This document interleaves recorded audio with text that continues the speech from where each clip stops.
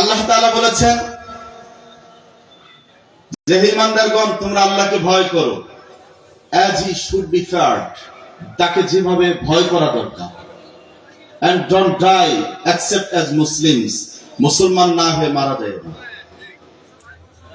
ভয় করতে হবে কাকে? কেমন ভয় করতে হবে? যেমন ভয় করা দরকার। সর্বাবস্থায় মনে করতে হবে আমি পৃথিবীতে যেখানেই থাকি না কেন, আমি যা করি না কেন, সবকিছু আমার আল্লাহ সর্বদাই দেখেন। অন্যায় অপরাধ করার আগে 100 বার ভাবতে হবে পৃথিবীর সবার চক্ষু ফাঁকি দিলাম, কেউ দেখে না, আমি মনে করতেছি এখানে সিসি ক্যামেরা নাই, আমি বেঁচে গেলাম, কিন্তু সেই মালিকের চোখ থেকে বাঁচার কোনো সুযোগ নাই। সুযোগ আছে? এই জন্য ভয় করতে হবে কাকে? রমজান মাসে মানুষ রোজা রাখে, আর কিছুদিন পরেই রোজা আসবে। এটা কি মাস? শাবান, রজব মাস চলছে। আল্লাহর হাবিব সাল্লাল্লাহু আলাইহি সাল্লাম রজব মাস আসলেই বলতেন আল্লাহুম্মা বারিক লানা ফি রজব ওয়া শাবান ওয়া বাল্লিগনা রমাদান। কারণ হচ্ছে রমজান মাস একজন মানুষের জীবনের সব গুনাহগুলো মাফ করে নেওয়ার একটা বড় আল্লাহর পক্ষ থেকে পুরস্কার। তো এই রমজান মাসে আমরা রোজা রাখা অবস্থায় যখন গোসলখানায় ঢুকি, দরজা বন্ধ, মনে চাইলে একটু পানি খেলেও কেউ দেখবে না, কিন্তু কেউ খায়, একটু পানি মুখে দেয় না। বরং আরো যদি গোসল করার সময় কোনো কারণে ভুলে একটু পানি যাওয়ার মতো মনে হয়, তো 100 বার হুজুরকে ফোন দেয় যে হুজুর আমার কি রোজা ভাঙলো নাকি, রোজাটা হবে কিনা। অর্থাৎ তার ভিতরে এতটা ভয় যে আমার রোজাটা আবার ভেঙে গেল কিনা। এটাকেই বলা হয় তাকওয়া। অর্থাৎ আমি গোপনে থাকি আর প্রকাশ্য থাকি, একা থাকি আর মানুষের মাঝে থাকি, সর্বদা ভয় করতে হবে কাকে? এটার নাম তাকওয়া, খোদাভীতি। ভাইরা আমার, হযরত ওমর ফারুক রাদিয়াল্লাহু আনহু তিনি রাতের বেলা মাঝে মাঝে প্রজাদের খবর নেওয়ার জন্য রাস্তায় বের হতেন। এমন নেতা যিনি রাতের বেলা প্রজাদের খবর নেওয়ার জন্য বের হতেন, এমন নেতা দরকার আছে না নাই? নিয়ম হলো নেতা প্রজাদের বাড়ি বাড়ি খোঁজ নেওয়ার জন্য ঘুরবে। আমাদের বাংলাদেশে উল্টা, প্রজারা নেতার বাড়িতে বাড়িতে ঘোরে। কিন্তু সত্যিকার অর্থে ইসলাম এটাই শিক্ষা দিয়েছে। ওমর ফারুক রাদিয়াল্লাহু আনহু যিনি অর্ধজাহানের খলিফা, গোটা বিশ্বের অর্ধেক অংশের যিনি খলিফা ছিলেন, তিনি পর্যন্ত রাত্রিবেলায় মানুষের বাড়িতে বাড়িতে গিয়ে খোঁজ নিতেন কার কোন সমস্যা আছে। ভাইরা আমার, রাতের বেলা রাস্তায় যাচ্ছেন, হঠাৎ করে আওয়াজ পেলেন ছোট বাচ্চাদের কান্নার আওয়াজ। এত রাতে কেন কাঁদতেছে বাচ্চাগুলো? ওমর ফারুক রাদিয়াল্লাহু আনহু আওয়াজ যখন কানে আসলো, আর দেরি করলেন না। এত রাতে কেন শিশুদের কান্নার আওয়াজ আসবে? কোন সমস্যা হয়েছে? এমন শাসক যেখানে শিশুদের কান্না তাকে লড়াইলো না, দাঁড়ানো থেকে একটু আগালেন না, এমন শাসক আমাদের দরকার আছে না নাই? উনি আর আগালেন না, সঙ্গে সঙ্গে সেই বাড়ির কাছে গেলেন। যাওয়ার পর অবাক হয়ে তাকায় দেখেন একজন নারী, তিনি চুলার মধ্যে পাতিল দিয়ে কি যেন রান্না করছেন, কিন্তু বাচ্চাগুলোর কান্না কোনোভাবে থামছেই না। ওমর ফারুক রাদিয়াল্লাহু আনহু কৌতূহলবশত ওই নারীর কাছে গিয়ে জিজ্ঞাসা করলেন, কি রান্না করেন? বাচ্চাগুলো কেন এত রাতে কান্নাকাটি করছে? ওই মা বললেন, রান্না করার কিছুই নাই, আমি খালি পাতিলের মধ্যে পাথরের কিছু গুড়া গুড়া পাথর, ছোট পাথর দিয়ে একটু নড়াচড়া করতেছি, যেন আমার বাচ্চাগুলো মনে করে কিছু রান্না করছি, একটু পরে কান্না করতে করতে তারা ঘুমায়া যাবে। ওমর ফারুক রাদিয়াল্লাহু আনহু এক মুহূর্ত দেরি না করে সোজা চলে গেলেন ওনার দরবারে। রাজ দরবারে গিয়ে অন্য কোন কর্মচারীর মাধ্যমে নয়, নিজেই তিনি আটার বস্তা তিনি নিজের পিঠে উঠালেন, এরপরে তেল নিলেন, খেজুর নিলেন, নিজে চলে গেলেন ওই রাতে ওই মহিলার বাসায়। ওনার সাথে যিনি ছিলেন আসলাম ভৃত্য, বললেন হুজুর আমাকে দেন। উনি বলছেন, না রে, এটা তো তোর দায়িত্ব না, এই দায়িত্বটা আল্লাহ আমি উমরের কাঁধে চাপায় দিয়েছে, এটা তোমার না, এটা আমাকেই করতে হবে। পিঠে করে নিয়ে হাজির। ওই মহিলার কাছে গেলেন, যাওয়ার পর এগুলো নামায় দিয়া সঙ্গে সঙ্গে তিনি আটাগুলো বের করলেন। ইচ্ছা করলে দিয়ে আবার চলে যেতে পারতেন, কিন্তু উনি ভাবলেন আমার রাজ্যের মধ্যে আমার এক পূজার বাড়িতে ছোট ছোট বাচ্চাগুলো না খেয়ে কান্না করছে। কিয়ামতের দিন আল্লাহ যদি আমি ওমরকে জিজ্ঞাসা করে, আল্লাহর সামনে দাঁড়ায়া আমি ওমর কি জবাব দেব? ভয় করতে হবে কাকে? যার মধ্যে আল্লাহর ভয় নেই তার মধ্যে এগুলোর হিসাবও নেই। আর যার মধ্যে আল্লাহর ভয় আছে সে এগুলো হিসাব করবে যে আমি কারো হক নষ্ট করলাম কিনা, আমার দ্বারা কেউ ক্ষতিগ্রস্ত হবে কিনা, আমার দায়িত্ব আমি যথাযথভাবে পালন করলাম কিনা। কেউ দেখুক আর না দেখুক, আমার আল্লাহ যেন আমার কোনো ভুল না করে, ঠিক না? মানুষ ভুল ধরলে হয়তো বা কোনোভাবে সরি বললে পার পাওয়া যাবে। আল্লাহ যদি আপনার উপর রাগান্বিত হন, পার পাওয়ার কোনো সুযোগ নেই। ওমর ফারুক রাদিয়াল্লাহু আনহু নিজের হাতে আটাগুলো বের করলেন, নিজে তিনি তৈরি করে দিচ্ছেন, আটাগুলো রুটি বানায় তৈরি করে দিচ্ছেন। আর ওই মা রুটিগুলো ভাজতেছেন। ভাজার পর সন্তানগুলোর হাতে উঠাই দিলেন রুটি। এবার সন্তানগুলো রুটি মুখে দিয়া ক্ষুধার কারণে এতক্ষণ কান্না করছিল। হঠাৎ করে রুটি পেয়ে তারা খুশি হলো। মুখে দেওয়ার পর মুখ থেকে মুস্কি হাসি বের হলো। এতক্ষণ পরে তাদের খাবার সামনে এসেছে। ওমর ফারুক রাদিয়াল্লাহু আনহু দু চোখ থেকে পানি পড়ছে। আর ওই বাচ্চাগুলোর দিকে তাকায়া এইবার বলছে, এই বাচ্চাগুলোর শুকনো মুখ দেখে, কান্না মুখ দেখে আমি ওমরের মনে হয়েছিল কিয়ামতের দিন আমি ওমর আসামি হয়ে যাব। কিন্তু আমার চোখের সামনে এই বাচ্চাগুলোর মুখে হাসি দেখে আমি ওমর মনে করছি আমার পিঠ থেকে বড় একটা পাহাড় সরে গেল। আর একটু জোরে বলা যাবে না? ভাইরা আমার, ভয় করতে হবে কাকে? আল্লাহকে। এখন ওই মহিলা চিনতে পারে নাই ওমর রাদিয়াল্লাহু আনহুকে। এত বড় রাজ্য হলে চেনা যায়, উনি চিনতে পারেন নাই। আর এখনকার মতো ফেসবুক আর ইউটিউব এত আসছিল নাকি ওই সময়, চেনেন নাই। তো উনি আবার উল্টা বলতেছেন, কয় আমাদের খলিফা যদি ওমর না হইয়া তুমি হইতা তাহলেই ভালো হইতো। তো ওমর রাদিয়াল্লাহু আনহু আবার বলতেছে যে আপনি প্রত্যেকদিন বাইতুল মাল থেকে যায় এইরকম এক বস্তা আটা আর যা যা লাগে আপনি যাবেন, যা ওখান থেকে নিয়ে আসবেন। তাও পরিচয় দেয় না যে আমি ওমর। সুবহানাল্লাহ বলেন। তাকওয়া, ওই যে বললাম তাকওয়া, খোদাভীতি। চিন্তা করলেন যে উনি আমাকে চেনে না, তো আমি যদি এখন আমার পরিচয় দিতে যাই অহংকার চলে আসতে পারে। এই কারণে উনি ওই পরিচয়টুকুও দিলেন না। সুবহানাল্লাহ বলেন।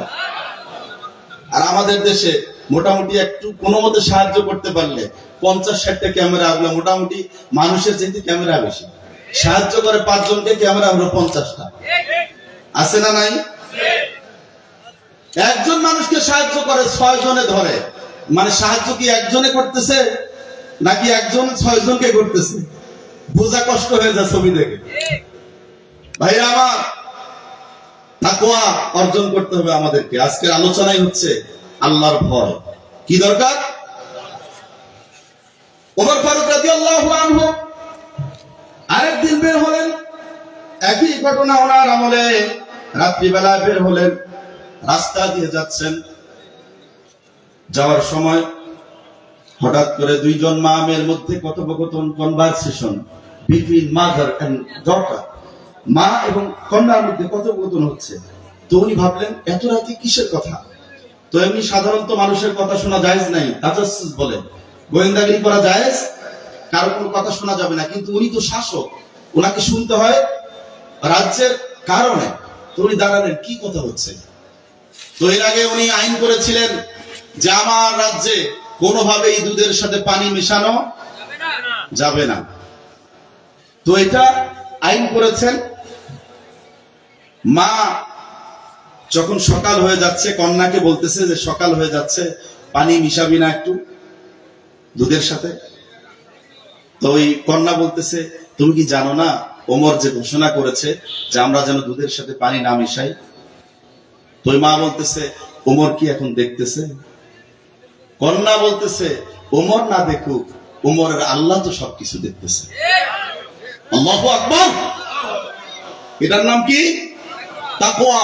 সর্বাবস্থায় কে দেখলো আর কে দেখলো না, আমার আমার সাথে কে আছে আর কে নাই এটা ভাবার সুযোগ নাই। আমাকে মনে করতে হবে আমার প্রত্যেকটা কর্মকাণ্ড যা কিছু আমি করি সবকিছু দেখেন কে? আল্লাহ। ওয়া নাহনু আকরাবু ইলাইহি মিন হাবলিল ওয়ারিদ।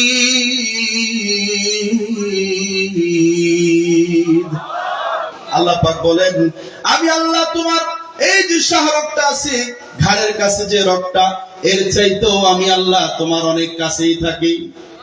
মানে সর্বদা তুমি আমার পর্যবেক্ষণে আছো। এই জন্য কোন অন্যায় অপরাধ করলে কাউকে জানাবেন না, বুঝতে দিবেন না, তাতে কি লাভ হবে? মনে রাখতে হবে সর্বাবস্থায় আমাদের সকল কর্মকাণ্ড, অপরাধ যদি করি, গুনাহ যদি করি, ভালো কাজ যদি করি, যা কিছু করব সব কিছু সব সময় দেখেন কে?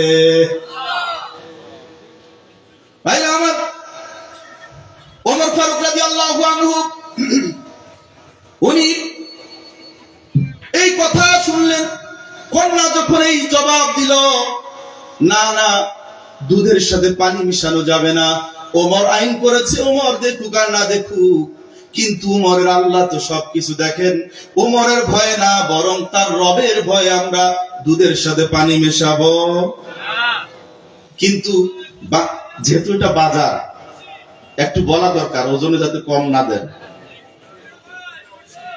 আবার মনে কষ্ট নেবেন নাকি যে হুজুর আমরাই ওয়াজ করতে আনলাম আবার আমাদের বিরুদ্ধে? ওজনে কম দেওয়া যাবে? ওয়ালা তুকসিরুল মিজান, আল্লাহ তাআলা বলছেন ওজনে কম দিও না, আল্লাহর আদেশ।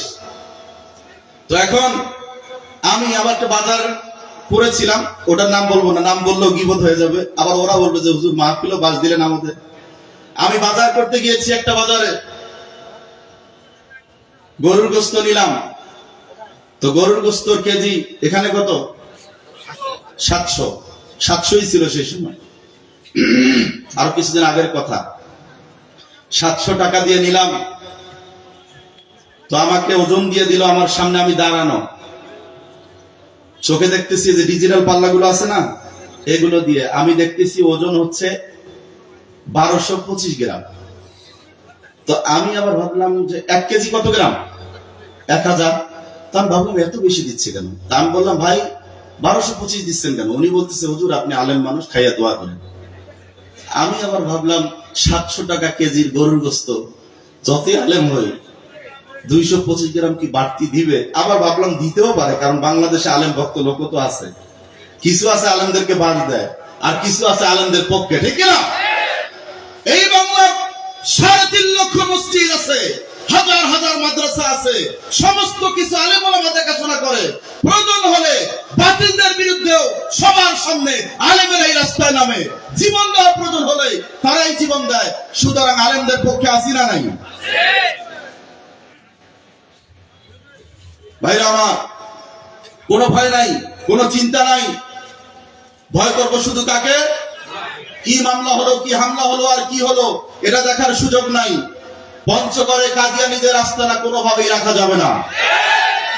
টোটালি ডক্টর ইউনূস সরকার সহ সকলকে বলে দিতে চাই, সরকারি ভাবে চূড়ান্ত ভাবে কাদিয়ানীকে অমুসলিম ঘোষণা করতেই হবে, করতেই হবে, করতেই হবে।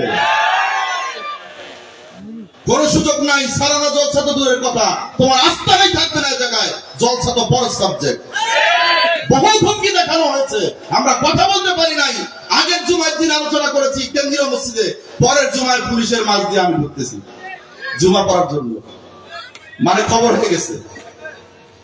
এইসব হুমকি ধমকি আর চলবে না।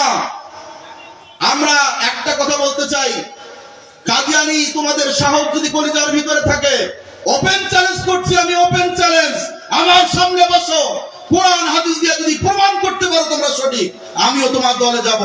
আর যদি প্রমাণ না করতে পারো, একটা কথাও একটা মানুষের কানাও কাদিয়ানী নামের ভ্রান্ত কুফরি মতবাদ প্রচার প্রসার পঞ্চগড়ের মাটিতে আর করতে দেওয়া হবে না। ভাইরা আমার, ভয় করবো কাকে?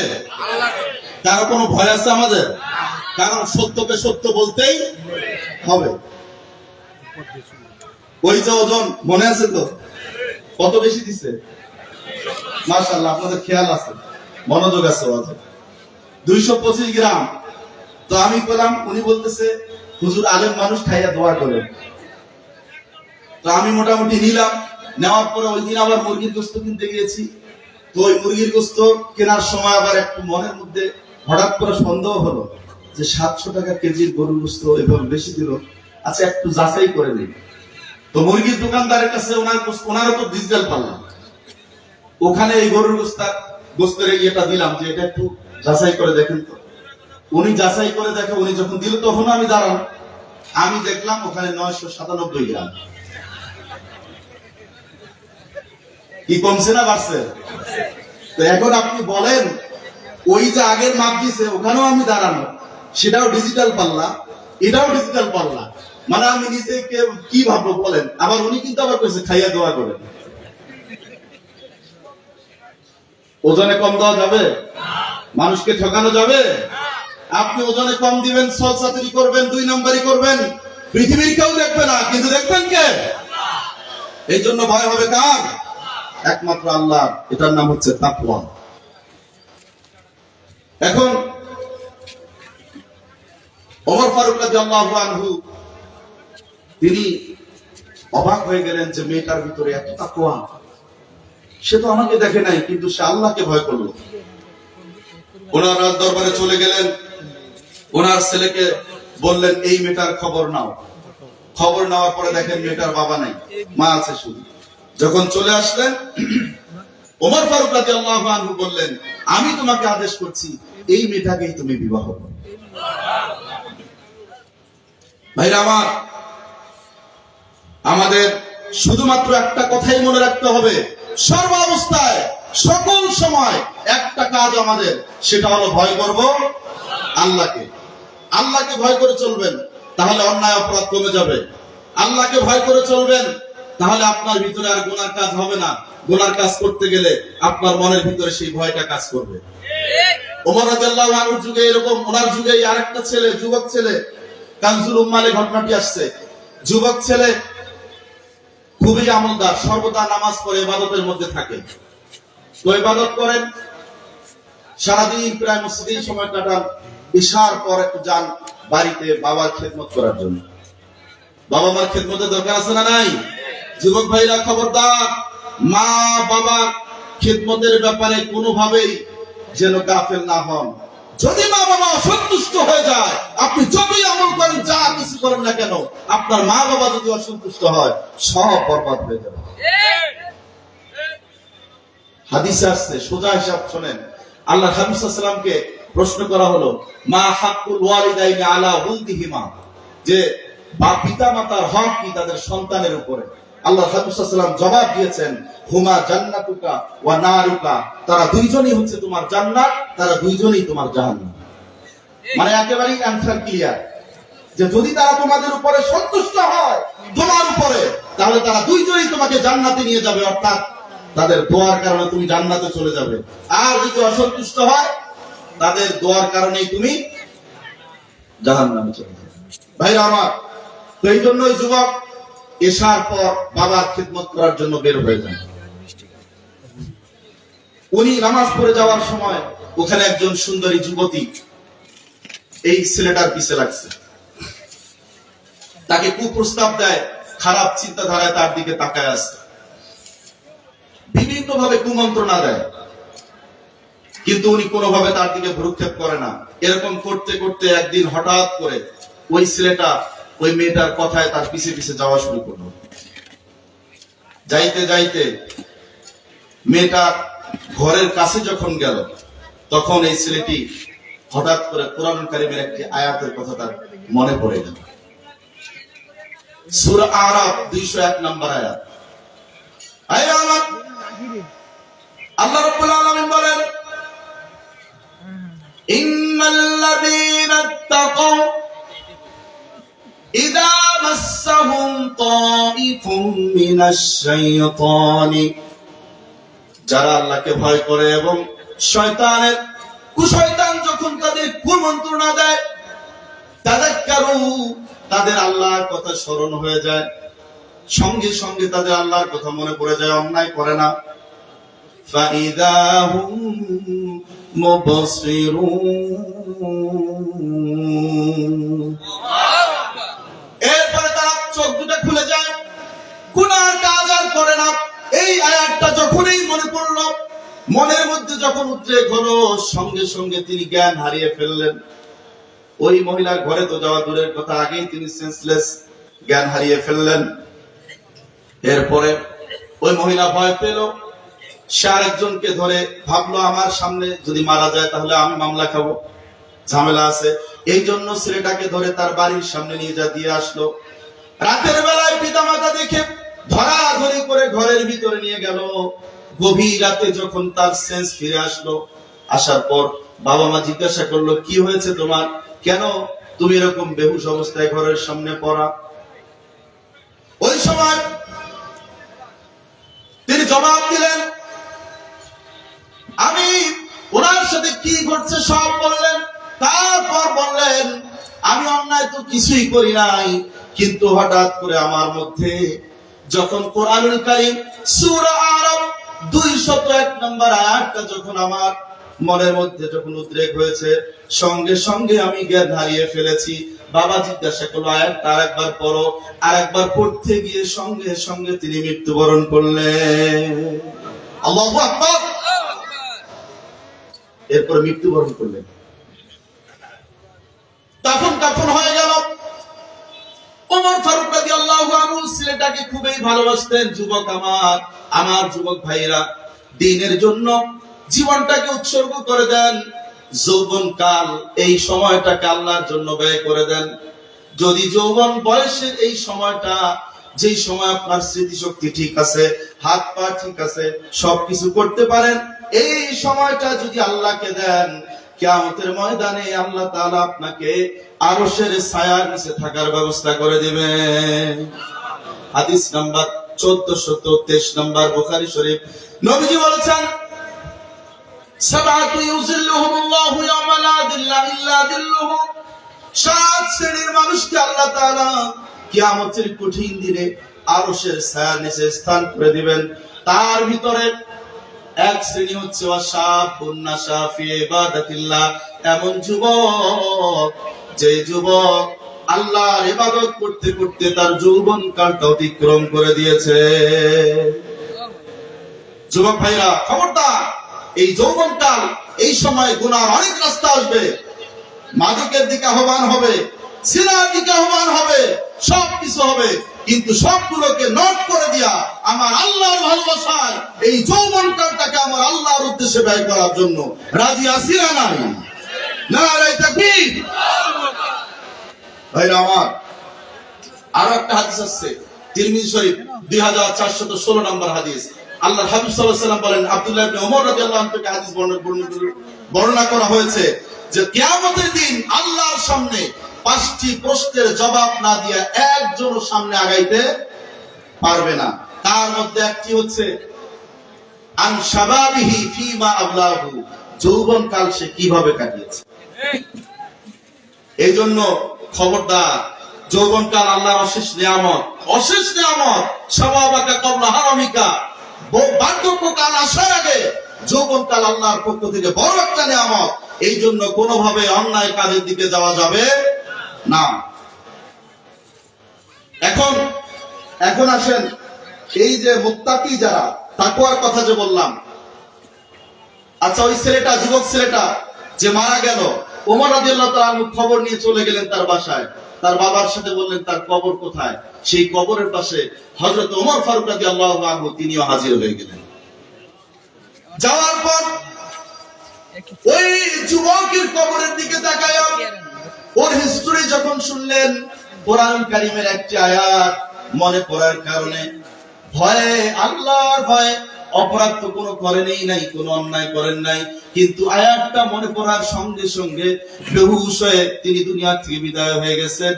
এই কথাটা শোনার কারণে হযরত ওমর ফারুক রাদিয়াল্লাহু আনহু ওই যুবকের কবরের পাশে গিয়া বলেন, ওয়ালিমান খাফা মাকাম রাব্বিহি জান্নাতান।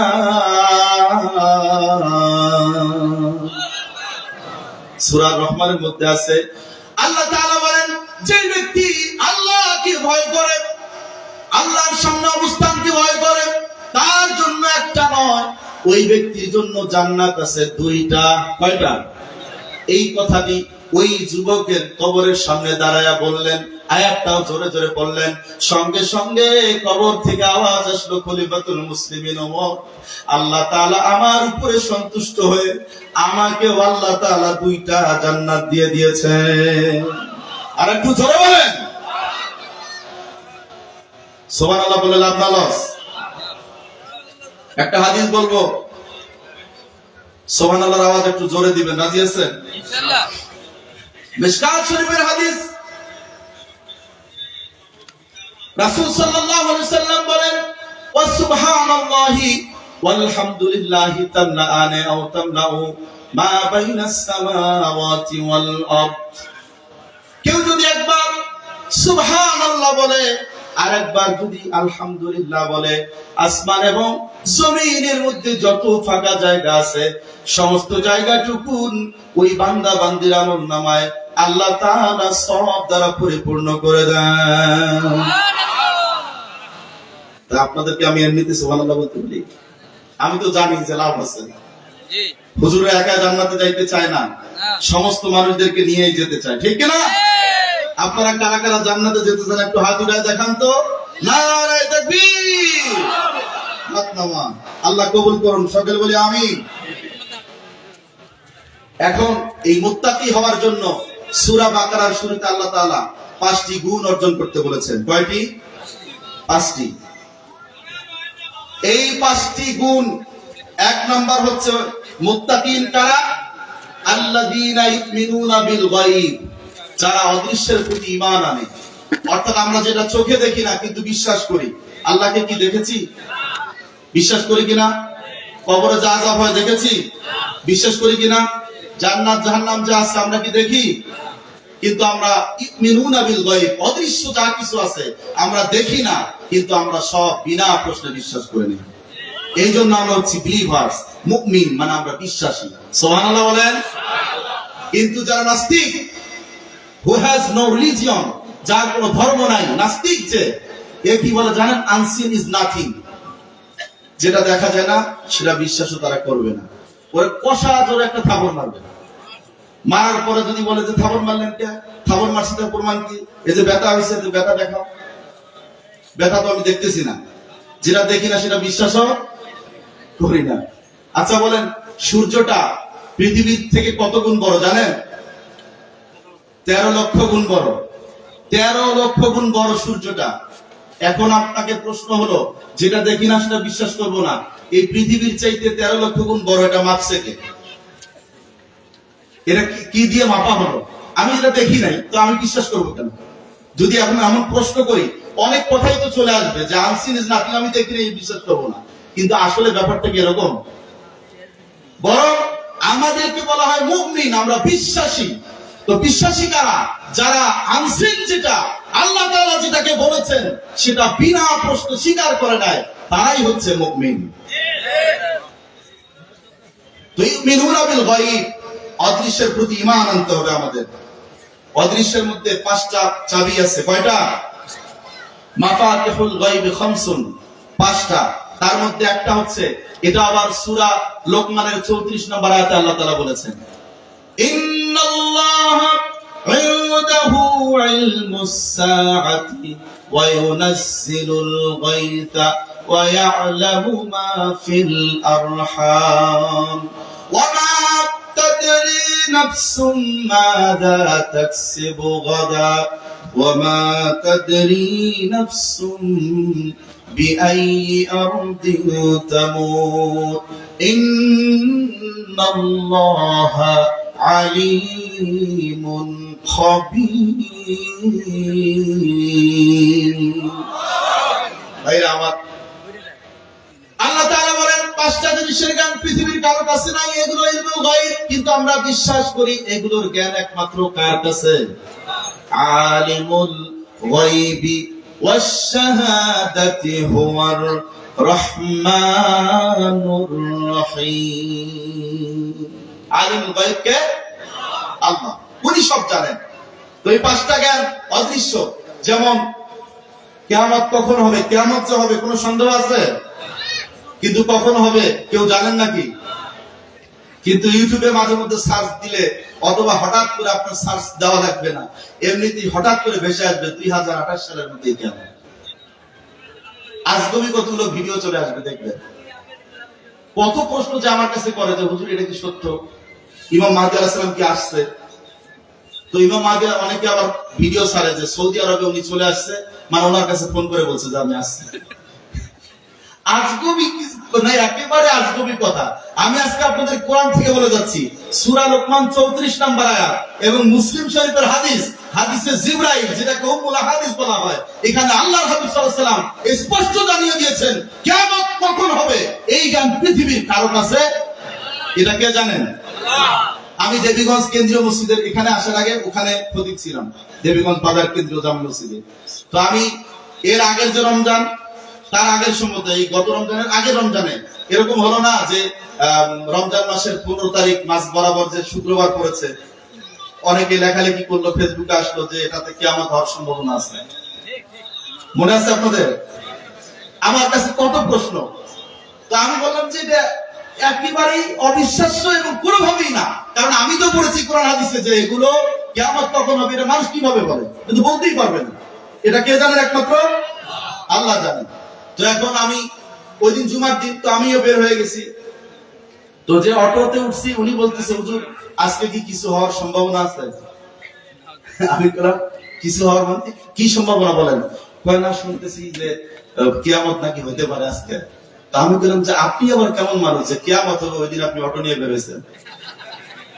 তো উনি আবার বলতেছে হুজুর আমি ভয় টয় করি না। তো আমি তো আপনি যদি ভয় না করেন তা আমার ভয় কিসের? আবার জিজ্ঞেস করার কি আছে? টানেন অটো। ভাইরা আমার, কিয়ামত কখন হবে কে জানেন? আল্লাহ। আর ইলমুল গায়ব যেটা আমরা দেখি না, কিন্তু আমরা আল্লাহ বলেছেন এটা উইদাউট কোশ্চেন, কোনো প্রশ্ন ছাড়া, বিনা প্রশ্নে, বিগাইরি সুয়াল বিশ্বাস করা, এটাই হচ্ছে ঈমানের দাবি, ঠিক না? আলোচনা তো আমি মনে হয় আর টানতে পারবো না, কারণ আমার সময় বেঁধে দেওয়া হয়েছে। এর মধ্যে আমার আলোচনা শেষ করতে হবে, আর বেশি রাতও করা যাবে না। বেশি রাত করলে ওই যে বললাম ফ্রিজের ভিতরে ঢুকবেন, দরকার নাই ফ্রিজে ঢোকার। আমি এখানে মুত্তাকিদের গুণ আল্লাহ তাআলা যে আলোচনা করেছেন, এগুলোর আলাদা আলাদা যদি আলোচনা করতে যাই অনেক সময় লাগবে, কারণ আমি আলোচনাগুলো কোরআন হাদিস থেকে এক একটা করে রেফারেন্স টেনে করি, তো সময় লাগে, বোঝা করতে হয়, সময়ের প্রয়োজন। আসলে তাফসিরুল কোরআন মাহফিল হলো তাফসিরের আলোচনা হবে, এবং এটা একটা ক্লাস। এখানে কোরআন হাদিসগুলো দিয়ে এক একটা করে পয়েন্ট ধরে ধরে মানুষকে বোঝাতে হবে, যেন মানুষ একুরেট জিনিসটা বুঝতে পারে, ঠিক না? আচ্ছা, মুত্তাকিদের একটা গুণ বলি, আমার আলোচনার ইতি টানছি, সেটা হচ্ছে আর একটা গুণ বলি। বাকি যে গুণ আছে এগুলো আমি এই অবস্থায় রেখে দিলাম। আমার পঞ্চগড় বাজার যে বণিক সমিতি এবং বাজার ব্যবসায়ী ভাইরা যারা আছেন, আগামী বছর যদি আল্লাহ চাহে আপনারা এরকম মাহফিল করেন, তো আমাকে দাওয়াত দিবেন। আল্লাহ যদি আমার স্মৃতিতে রাখেন, এখান থেকে বাকি অংশটা আপনাদেরকে শোনাবো মুত্তাকিদের গুণাগুণ কি কি হওয়া দরকার, ইনশাআল্লাহ। নাকি বলবেন যে হুজুর এইবারে চলে যান? আচ্ছা, দ্বিতীয় নাম্বার গুণ হচ্ছে নামাজ। মুত্তাকি যারা তারা নামাজ ছাড়বে, শীতকালে 4 ওয়াক্ত, 1 ওয়াক্ত ছাড়বে। আল্লাহর হাবিব সাল্লাল্লাহু আলাইহি সাল্লাম বলেন যারা মুত্তাকি হবে, মুত্তাকিদের গুণ, ওই যে প্রথম হাদিসটা বলেছিলাম তিরমিজি শরীফের 616 নম্বর হাদিস, নবীজি প্রথম বলেছেন ইত্তাকুল্লাহ রাব্বাকুম ওয়াসাল্লু খামসাকুম, তোমাদের প্রত্যেকদিন তোমরা 5 ওয়াক্ত নামাজ ঠিকভাবে আদায় করো। হাদিসে আসছে 528 নম্বর হাদিস, নবীজি বলেন আরাইতুম লাউ আন্না নাহারাম বিবাবি আহাদিকুম ইয়াগতাসিলু মিনহু কুল্লা ইয়াউমিন 5 মাররাত হাল ইবকা মিন দারিহি শাই। আল্লাহর হাবিব সাল্লাল্লাহু আলাইহি সাল্লাম তিনি সাহাবাগণকে উদ্দেশ্য করে বললেন যে তোমাদের বাড়ির সামনে যদি একটা নদী থাকে, আর এই নদীতে কেউ যদি 5 বার গোসল করে, হাল ইবকা মিন দারিহি শাই, তার শরীরে কি কোনো ময়লা থাকবে? লোকটি কি বললেন?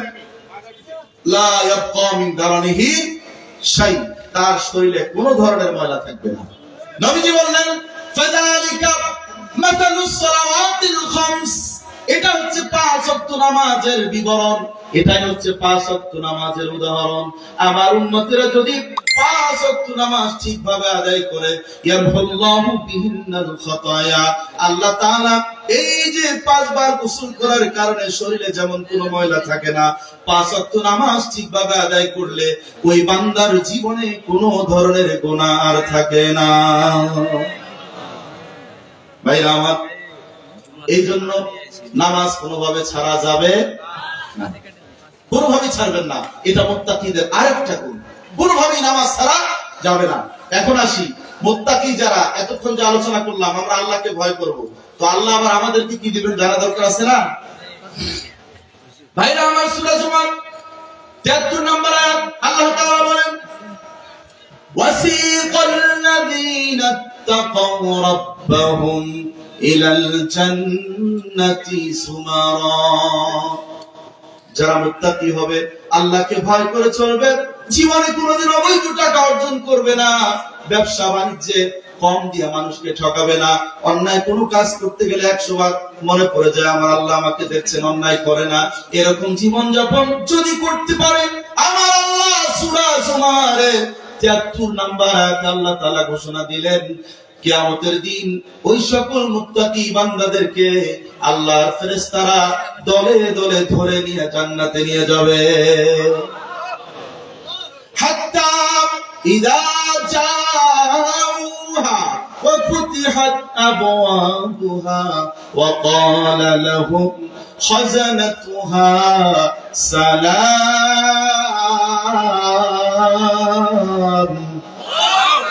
আর একটু জোরে বলা যাবে না? যারা মুমিন, এরা আল্লাহর কোরআনের তেলাওয়াত শুনলে ঈমানি শক্তিটা বৃদ্ধি পেয়ে যায়। কি হয়?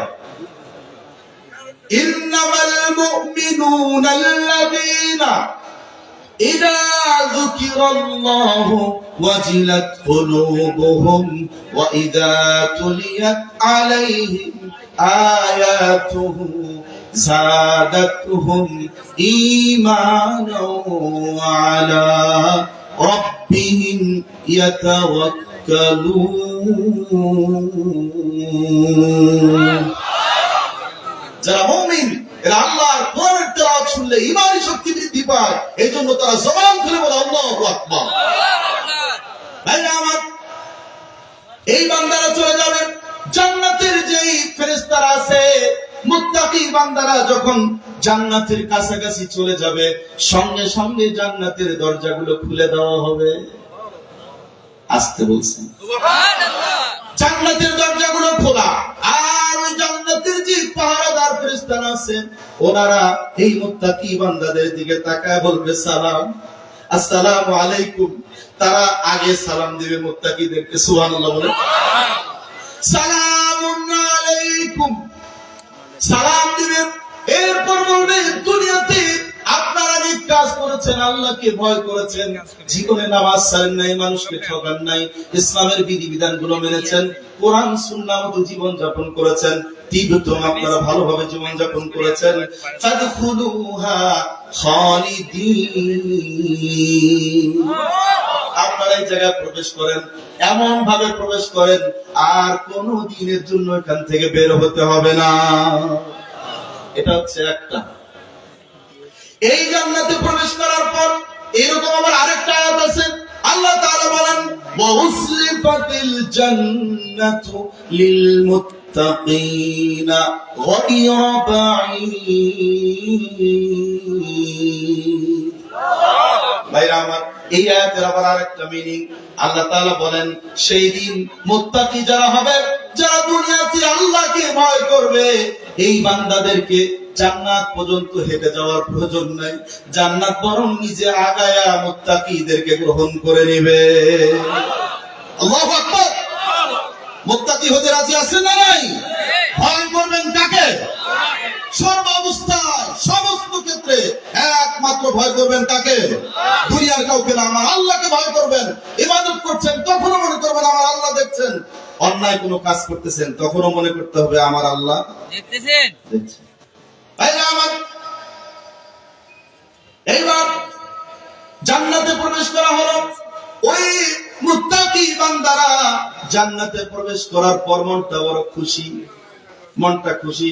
তারা প্রথম ঢোকার পর প্রথম যে শব্দটা ব্যবহার করবে, সেন্টেন্সটা, সেই কথাটা আল্লাহ সূরা জুমারের ৭৪ নম্বর আয়াতে আল্লাহ তাআলা বলেছেন, ওয়াকালুল হামদুলিল্লাহিল্লাযী সাদাকানা ওয়া'দাহু ওয়া আওরাসানাল আরদা নাতাবাওয়াউ মিনাল জান্নাতি হাইথু নাশা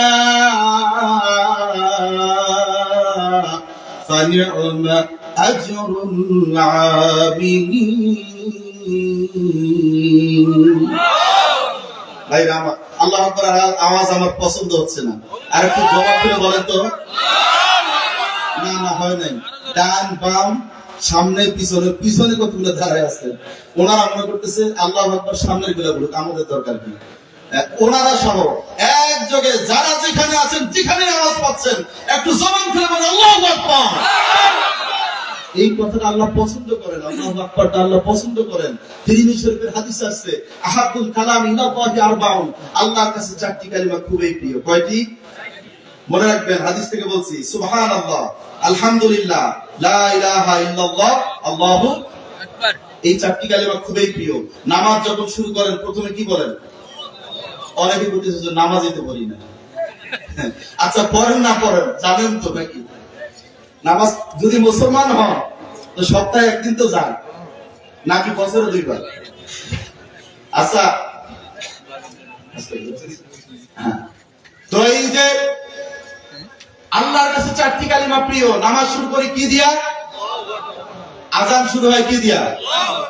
ইকামত, মানে এটা আল্লাহর কাছে প্রিয়, এই জন্য আল্লাহু আকবার বলাছি আমি। অর্থাৎ আল্লাহু আকবার, আল্লাহ মহান, এই কথাটা আল্লাহ তাআলা পছন্দ করেন। পৃথিবীতে প্রত্যেকটা সন্তান যখন আগমন করে তাদের কানে প্রথম একটি আওয়াজ দেওয়া হয়, সেটা কি? নাকি পঞ্চ করে দেওয়া হয় না? সব জায়গায়। ভাইরা আমার, আল্লাহু আকবার আল্লাহর কাছে প্রিয়। এখন আল্লাহ তাআলা কি বলছেন? এই জান্নাতি মানুষগুলো ওখানে যাবে, যাওয়ার পরে প্রথমেই জান্নাতের নাজ নিয়ামত সব কিছু দেখে ওরা এত খুশি হবে, মানে ভাববে যে আল্লাহু আকবার, দুনিয়াতে যেই কথাগুলো শুনছিলাম, সারা জীবন কষ্ট করলাম, শীতের মধ্যেও ঠান্ডা পানি দিয়ে উঁচু করে নামাজ আদায় করলাম, জীবনে কোনোদিন মমতাজের গান শুনতে গেলাম না। কত ডিজে গান, কত কি হয়, জীবনে শুনি নাই, কারণ জীবনে সব এগুলো ত্যাগ করে দিয়েছিলাম। শুধু কার জন্য? তো সেই আল্লাহ আজকে আমাকে এত বড় জান্নাত, জান্নাত ছোট না বড়? কত বড়? কত বড় বলবো? সবচাইতে ছোট যে জান্নাতটা, এই জান্নাতটা পৃথিবীর চাইতে 10 গুণ বড়। তো আপনি বলেন যে হুজুর এত বড় জান্নাত দিয়ে কি করবো? ওখানে কি করতে হবে সেটা আল্লাহ দেখিয়ে দিবে। ভাইরা আমার, তো এত বড় জান্নাত, নাজ নিয়ামত, ফুলের বাগান, অনেক কিছু দেখে ওই জান্নাতি মানুষগুলো মুখ থেকে বের হয়ে আসবে আলহামদুলিল্লাহ। এই জন্য দুনিয়াতেও আলহামদুলিল্লাহ প্র্যাকটিস করা দরকার আছে না নাই? কারণ যারা জান্নাতি মানুষ তাদের মুখেও কি আসবে? দুনিয়াতেও আমাদের সব সময় বলা দরকার কি? সূরা নাহল 18 নম্বর আয়াত আল্লাহ তাআলা বলেন, ওয়া ইন তাউদ্দু নি'মাতাল্লাহি লা তুহসুহা। তুমি যদি আল্লাহর নিয়ামত হিসাব করতে যাও, কাউন্ট করতে যাও, you will not count them, তুমি এগুলো হিসাব করতে পারবে না।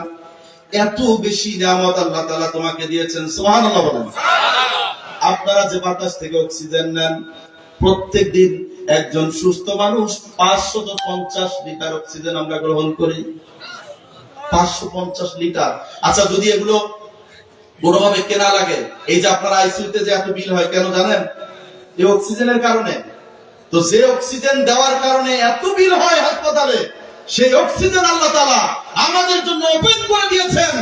সারা জীবন জিন্দেগি 70 বছর 80 বছর আপনি আল্লাহর এই অক্সিজেন গ্রহণ করলেন, তারপরও কি আপনার জবান থেকে এই শব্দটা কি বের হবে না? আলহামদুলিল্লাহ।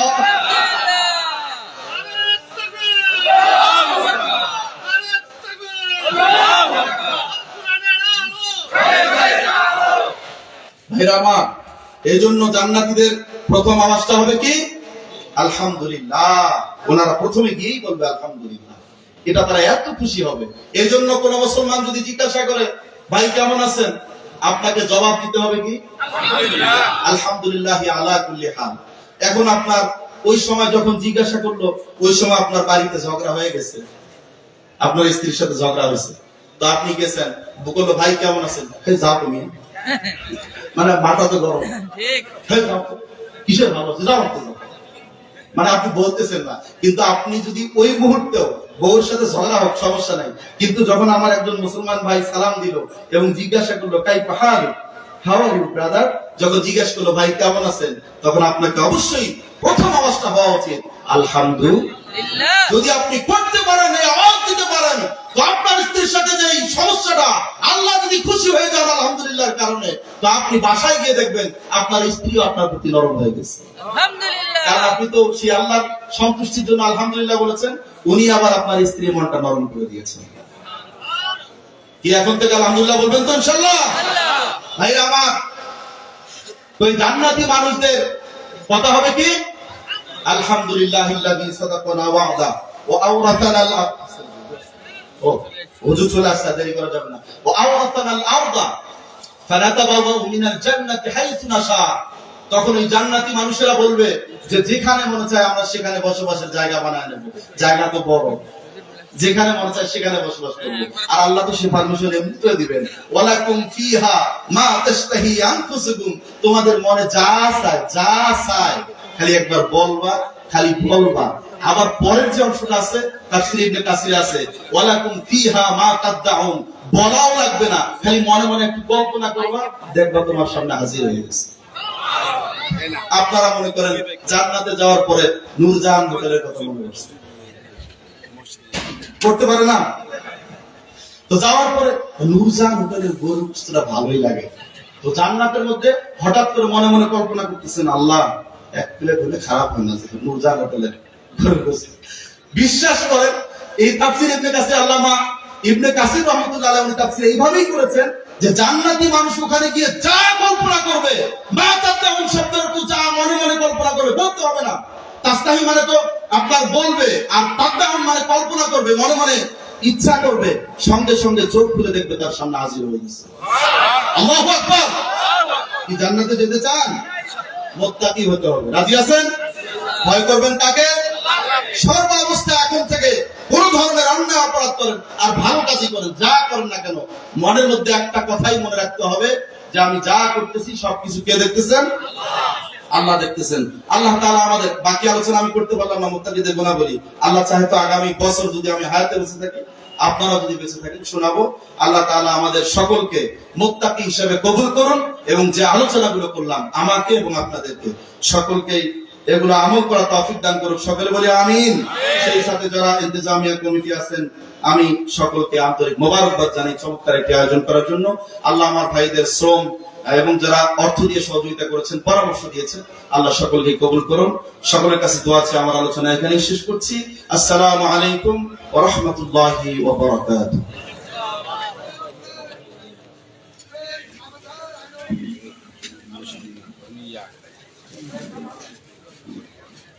সম্মানিত তৌহিদি জনতা,